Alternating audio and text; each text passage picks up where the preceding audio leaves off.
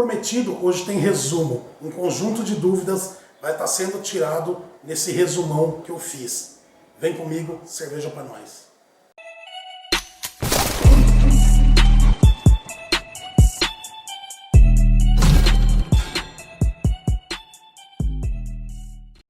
E aí, beleza? Shinmaster na área mais uma vez. Como prometido, eu falei que ia ter um resumo, vou fazer um resumão aqui. Teve algumas dúvidas, coisas que já foram faladas, já foram ditas, mas tem pessoas que às vezes ficaram com dúvidas e vivem perguntando. Então eu fiz o quê? Eu fiz um catadão de algumas dúvidas, juntei tudo aqui nesse vídeo, pretendo que não seja um vídeo muito longo e eu vou estar passando para vocês. E nesse vídeo vai ficar assim: cerveja lager, cerveja ale, cerveja de baixa fermentação, cerveja de alta fermentação, cerveja lager, levedura para lager, cerveja ale, levedura para ale. Abraçagem. A abraçagem é feita de 62 a 68 graus. De 62 a 65, você prioriza o álcool. De 66 a 68, você prioriza o corpo.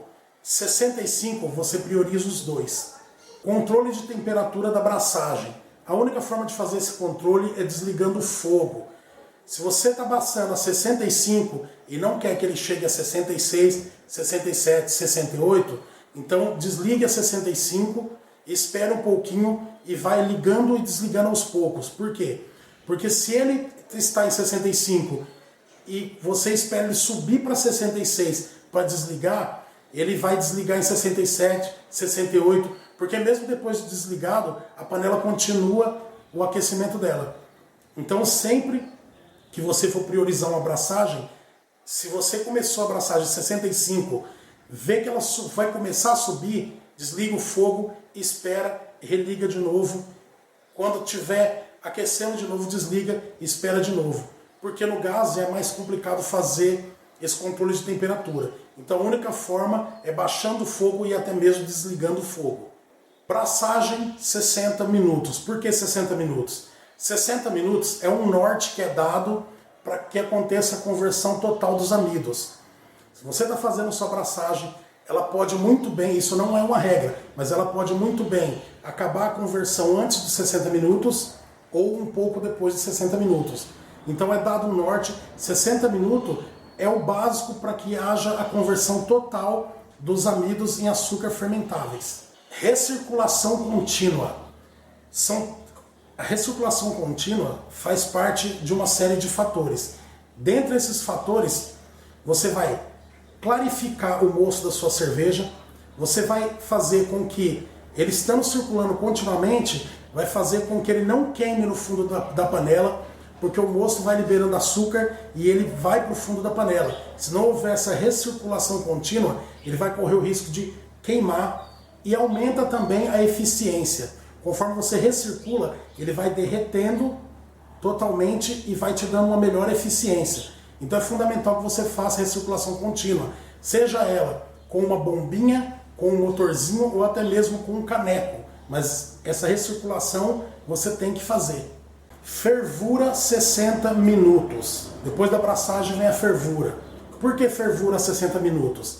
É reconhecido que 60 minutos é o máximo de minutos preciso para que você extraia óleos essenciais e amargor do seu lúpulo. Se você por acaso fazer uma fervura acima de 60 minutos, não tem problema, mas já é reconhecido que é em vão. Você vai gastar tempo, energia elétrica ou gás que seja. Então a fervura a 60 minutos é o norte dado para que você extraia o máximo de amargor, o máximo de potencial do lúpulo.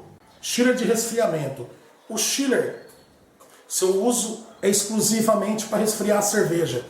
Se você acabou de fazer o seu mosto, acabou sua fervura, você conseguir resfriar sua cerveja, caso você tenha usado ali um lúpulo de aroma, você vai ter uma cerveja mais aromática. Caso contrário, se você não fizer nos primeiros minutos sequentes, depois que você terminou de fazer a sua fervura, se você não fizer esse resfriamento, você não vai conseguir uma cerveja aromática. Porque o amargor é muito fácil de você conseguir. Aromática, você só consegue resfriando o mais rápido possível ou fazendo dry hopping, para ela conservar essas características de aroma na sua cerveja. Aeração do mosto. Aerar o mosto, oxigenar o mosto, consiste em você estar começando ali, digamos, de uma forma bem mais rápida a fermentação. Se você aerar o mosto, se você der oxigênio ao seu mosto, você vai estar dando condições para a sua levedura estar atuando. E essa condição inicial é muito boa, porque você pode demorar muito para começar a fermentação e ela ficar arrastada, ficar pesada, gera alguns compostos muitas vezes indesejáveis. Então se você conseguir, não é obrigatório também, mas se você consegue pegar o seu mosto e oxigenar, seja ele pelo cilindro, seja pela bombinha, ou seja chacoalhando o seu balde fermentador, você vai dar condições para a levedura começar o mais rápido possível a consumir. Controle de temperatura da fermentação consiste em você manter ali a sua temperatura linear, sem que ela haja altos e baixos. Dessa forma, você vai manter uma boa fermentação sem estressar a sua levedura. Levedura é bicho solto, levedura tem o espírito meio que independente. Então ela não gosta desse sobe e desce na temperatura. Então você mantém linear sua temperatura, é muito bom, você acaba tendo também uma boa fermentação. Dry hopping. O dry hopping consiste em você terminar a sua fermentação, você vai partir para a maturação. Você coloca lúpulo de aroma para você ter uma cerveja mais aromática. Isso é muito bom para quem não usa chile de resfriamento que nem eu. Terminou sua fermentação, você coloca, faz a sua matemática, o que você quer, o que você vai precisar e as características do seu lúpulo. Você vai estar colocando na cerveja durante a maturação. O que vai acontecer? Ela vai dar sim uma cerveja mais aromática. Ela vai dar um pouquinho de amargor a mais, lógico, mas ela vai dar uma cerveja bem mais aromática do normal. Cold crash. Você baixa a temperatura, depois de ter terminado a sua maturação, você baixa de uma vez a temperatura e, como eu falei anterior do dry hopping, o legal é que muitas vezes fica um pouco de lúpulo em suspensão. Quando você faz esse dry hopping, quando você baixa, faz a queda de temperatura, ele também sedimenta para o fundo do balde ou do fermentador, dando assim uma cerveja clarificada, mais límpida. Priming. O priming consiste em você fazer com que sua cerveja gere gás carbônico, fazendo a calda de açúcar. Se você usar de 3 a 7 gramas, não ultrapassando 8 gramas de açúcar por litro de cerveja, você vai conseguir fazer essa carbonatação, fazendo assim gerar o gás carbônico da sua cerveja. E um conselho meu, tome cuidado.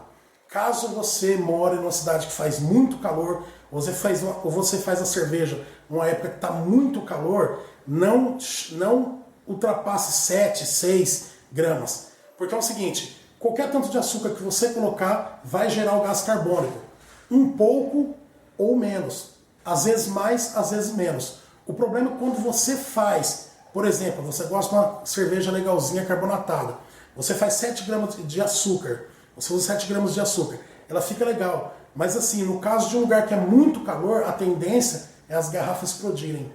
Então tome muito cuidado quando você for fazer. Isso aí é um time que você vai ter. Você vai começar a perceber. Está muito calor, então eu procuro fazer um pouco menos. Para que não haja explosão das garrafas. Caso você não queira fazer assim e você tem condições, você faz lá com 7 gramas de açúcar, de 7 a 10 dias você já coloca na geladeira. Por quê? Porque vai cair um pouco a temperatura da garrafa e vai evitar que elas explodam. Beleza? Parada seguinte, esse foi o resumão, conforme prometido. Não vou falar muito porque foram coisas que já foram ditas em outros vídeos. Então tinha uma dúvida, eu juntei todas as dúvidas e trouxe aqui para vocês. Rápido, objetivo, banda larga. Beleza? Tamo junto, cerveja para nós.